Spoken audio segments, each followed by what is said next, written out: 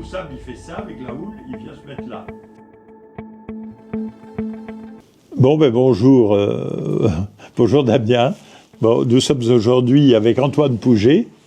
Antoine Pouget est un fils de géographe, pratiquement géographe lui-même, qui suivent le Cap Ferret depuis, on peut dire, le début des années 80. Or, moi, j'ai commencé ma digue en 85, donc ça m'intéresse beaucoup. Et c'est lui qui fait les relevés topographiques là, réguliers, qui en fait des réguliers à partir d'un drone et de manière extrêmement réactive, parce que ces relevés, il y a encore 15 ans, on les faisait avec un matériel lourd. Maintenant, on arrive à faire ça avec un matériel léger. Et donc, voilà, on est d'autant plus réactif.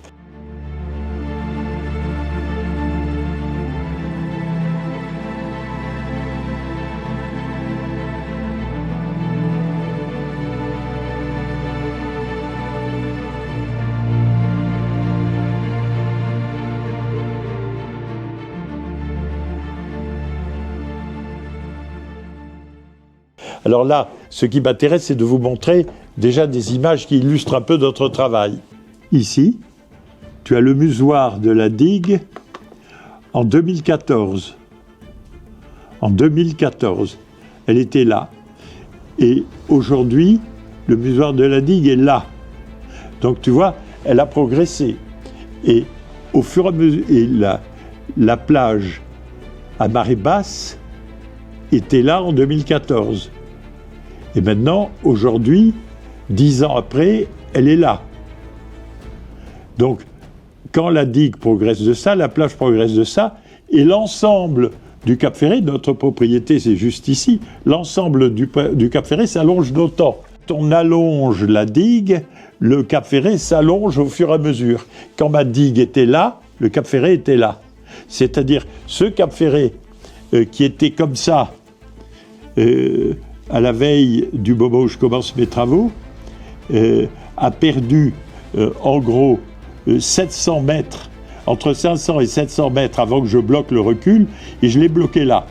Et depuis que je l'ai bloqué, j'ai repris du terrain entre 73 et 95 a perdu 700 mètres. C'est beaucoup. Donc le Cap Ferret, là, ici, il était là. Voilà. Donc mon voisin du conservatoire, ou mes voisins du conservatoire, de l'établissement du conservatoire, ont laissé partir tout ça depuis qu'ils sont là. C'est-à-dire, ils étaient la pointe du Cap Ferret, ils ne sont plus la pointe du Cap Ferret. Alors maintenant, évidemment, il faut savoir que leur vocation, c'est de laisser faire la nature.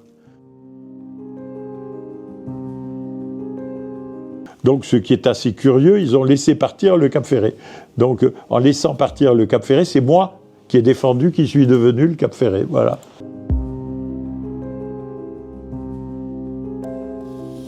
Voilà. Cette image de référence. Voilà l'image de 82. Et voilà l'image aujourd'hui, ça c'est le bout de ma digue. Ça c'était en 2014, effectivement. Maintenant, si on prend celle d'aujourd'hui... Voilà, on a gagné un peu. Voilà. Alors, on est là. Et si on prolonge ma digue, on peut regagner ce qui a été perdu là, voilà, progressivement. C'est peut-être pas la peine d'en regagner trop, hein, mais si on en regagne un peu, ça fait pas de mal.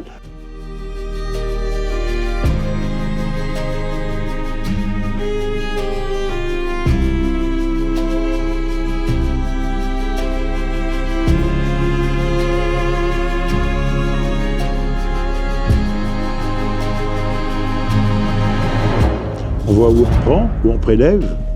Tout ce qu'on peut vous montrer avec Antoine ici, c'est tout ce qui s'est passé, bien sûr, depuis les années 70-80, mais j'ai commencé la digue en 85, pour vous dire, en travaux ininterrompus.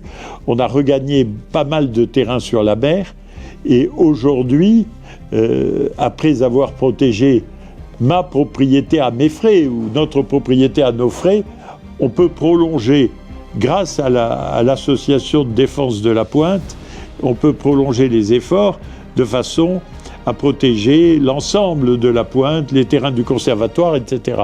Et évidemment, pour ça, on ne le fait on le fait sans aide publique, mais avec le don des bénévoles.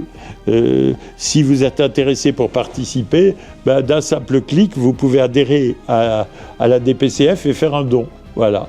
Et évidemment, il nous semble que c'est l'intérêt général de préserver le site de la Pointe, qui est quand même un site extraordinaire, au-delà, évidemment, de notre propriété. Voilà. Et nous regrettons, nous, que le conservatoire du littoral ne l'ait pas défendu, puisqu'il a laissé partir 500 mètres déjà, et c'est beaucoup. C'était 500 mètres du domaine public, à partir desquels vous embrassiez la vue sur l'océan et tout le bassin.